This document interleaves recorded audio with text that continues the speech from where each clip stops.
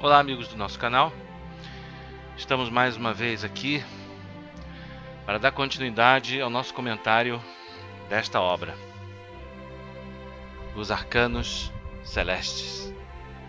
Um livro extraordinário que vale a pena ser estudado e, como eu disse no anterior e nesse também eu volto a falar, nós vamos colocar de novo em todos os nossos vídeos. Nós vamos colocar na descrição do vídeo um link para o site onde vocês podem comprar essa obra, caso adquiram, onde vocês podem adquirir, caso vocês se interessem com a nossa explanação. Então, dando continuidade ao que estava sendo dito no vídeo anterior, nós estamos falando sobre esse livro, que é do místico sueco Emanuel Swedenborg, né? Emanuel Swedenborg, e é uma revelação, como eu já falei antes, do sentido interno do livro de Gênesis, uma parte do Êxodo, mas que vai englobar várias obras do Antigo Testamento, desvelando o seu sentido interno. Então eu volto a falar, e a gente começa daqui, o que justifica este livro e muitos outros que Swedenborg escreveu, os Arcanos Celestes, o Apocalipse Revelado, né? O Apocalipse Explicado, e outros em onde ele vai também expor o sentido interno da palavra, mas de forma sistemática. A gente tem isso mais nos Arcanos Celestes e no Apocalipse Revelado, o que me ocorre até agora, né? O sentido interno das Escrituras vai ser revelado de forma contínua nessas obras. E ele vai fazer uma associação com outros livros do Velho Testamento. No final, ele também vai falar do sentido interno de praticamente todo o Velho Testamento, toda a Bíblia, nessa obra. E nas outras, e no Apocalipse Revelado também, somando tudo. Então, parando do que eu tinha, de onde eu tinha, continuando, de onde eu tinha parado no vídeo anterior, o que justifica você escrever um livro revelando o sentido interno das Escrituras? Bom, em primeiro lugar é que a Bíblia, né, nem toda a Bíblia é a palavra, mas a palavra está contida na Bíblia. E justamente por ela ser a revelação de Deus, a revelação do Senhor, ela não é um livro comum. É mais do que óbvio que ela possui mistérios, possui arcanos que estão para além daquilo que a mente humana pode criar, daquilo que o homem pode inventar, da inventiva do ser humano, né? Estão para além dessa inventiva do ser humano. Então, ela possui mistérios, possui arcanos e, portanto, um sentido espiritual que está para além do sentido da letra. E justamente por ela ser a palavra de Deus, e justamente por ela não ser um livro comum, mas só que tem muito mais do que isso. Não poderia ser de outra forma. É o que diz aqui o texto, né? Em suma, a tal vida, aqui ele vai falar, o que ele está chamando de vida é o sentido interno das Escrituras. Tal vida, sem uma tal vida, desculpa, a palavra é morta quanto à letra. Com efeito, a palavra é como homem, que, como se conhece no mundo cristão, é externo e interno. O homem externo separado do interno é o corpo, e assim é morto. O interno é o que vive e faz o externo viver. O homem interno é a sua alma. Assim a palavra, que, quanto à letra somente, é como um corpo sem alma. Então, Swedenborg, ele está comparando a palavra de Deus, que é a revelação dele mesmo, porque, como eu falei no vídeo anterior, o Senhor só pode ser conhecido por meio de revelação, e ele se revela por meio da palavra. Então a palavra não poderia ser de outra forma, ou seja, ela não poderia deixar de ter um sentido interno espiritual que só pode ser conhecido por revelação. Porque senão ela seria um livro comum. E também porque, assim como o homem, né, ela tem que possuir um interno e um externo. Nós temos, por exemplo, um corpo e uma alma, né? O interno do homem é a sua alma. O homem externo é o seu corpo.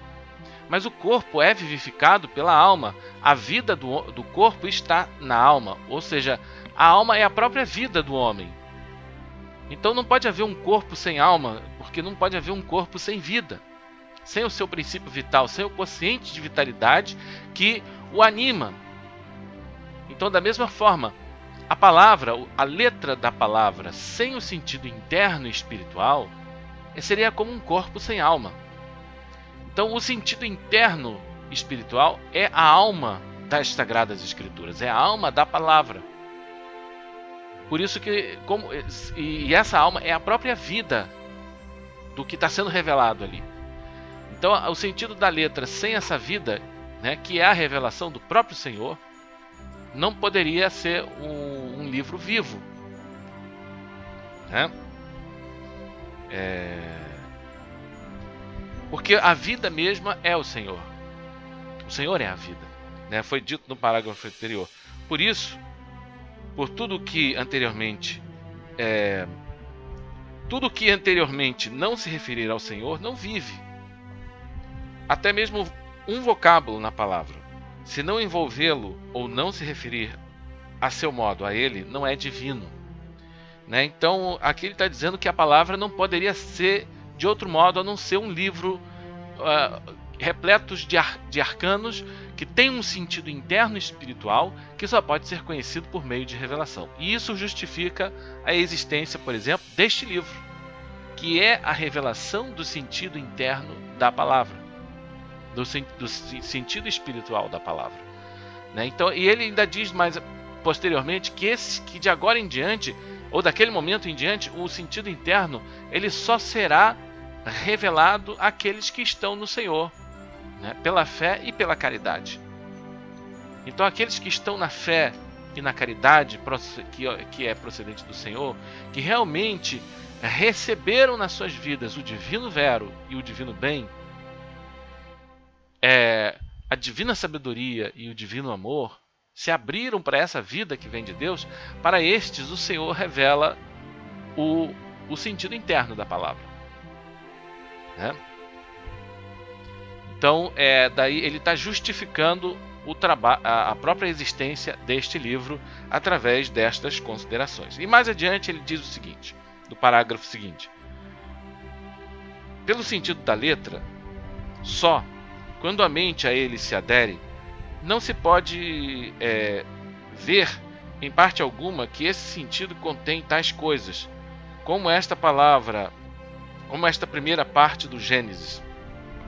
Pelo sentido da letra, não se pode em parte alguma conhecer outra coisa, senão que aí se trata da criação do mundo e do jardim do Éden, que é chamado paraíso, e depois de Adão, como o primeiro homem criado.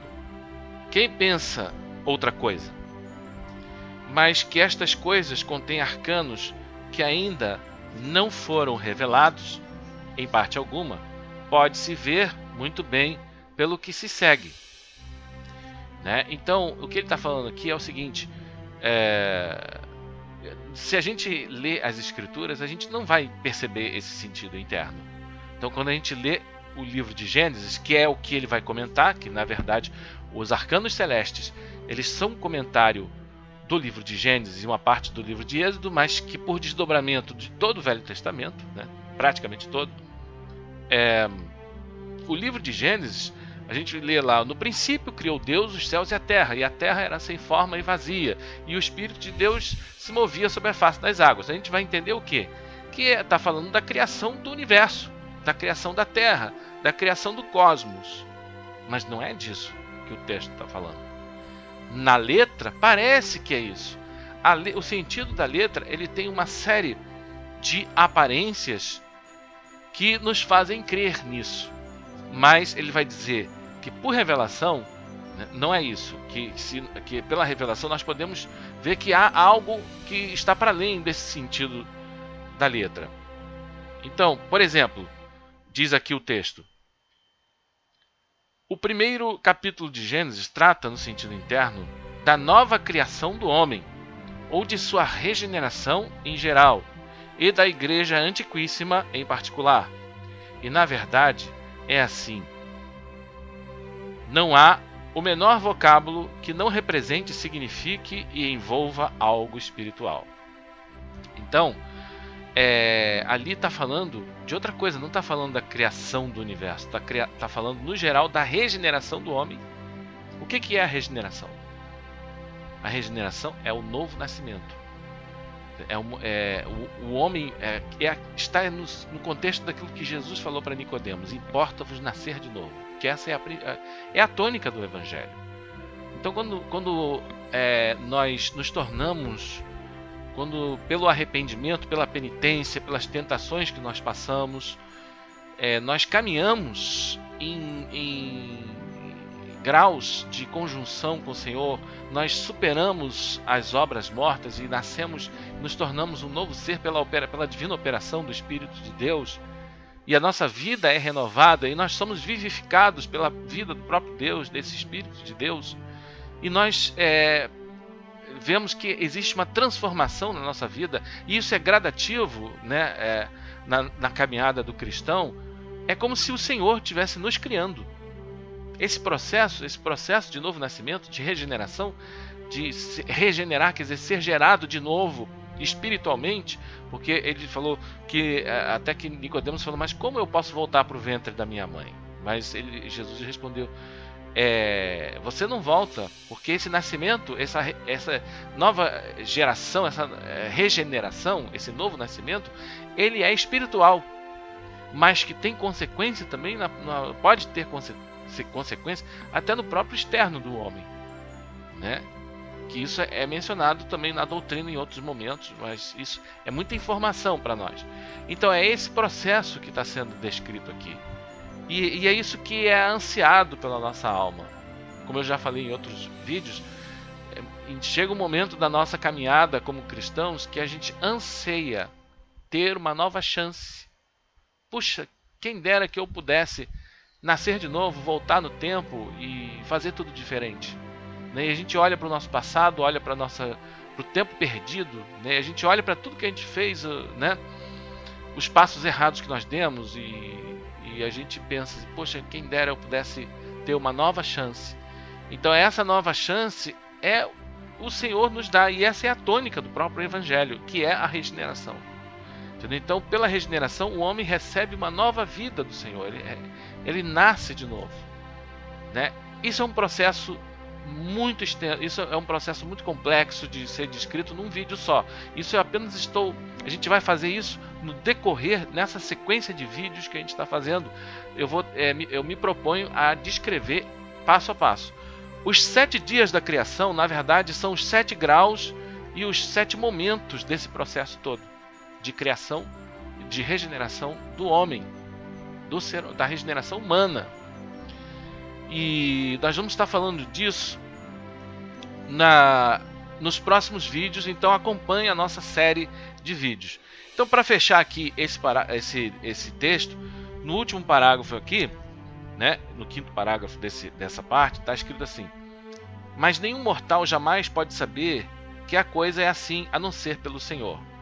Por isso é permitido manifestar de antemão que, pela divina misericórdia do Senhor, foi-me concedido estar agora, desde alguns anos, continuamente e sem interrupção, em associação com espíritos e anjos, ouvi-los falar e falar igualmente com eles.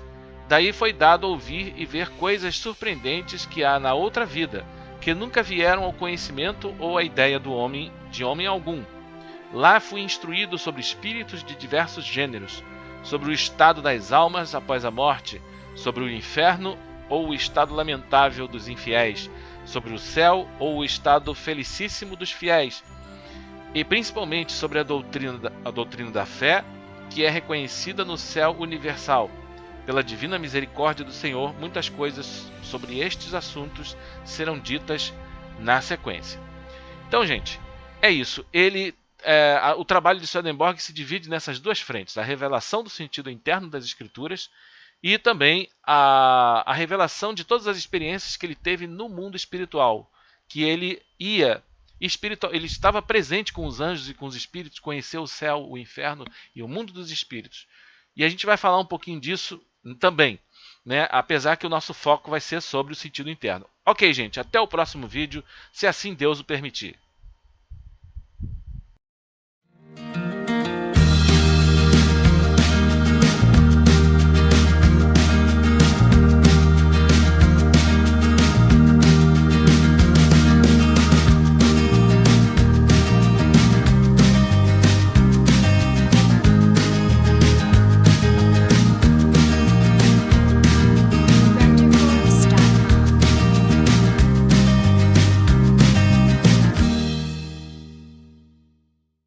Panda, panda, panda, panda.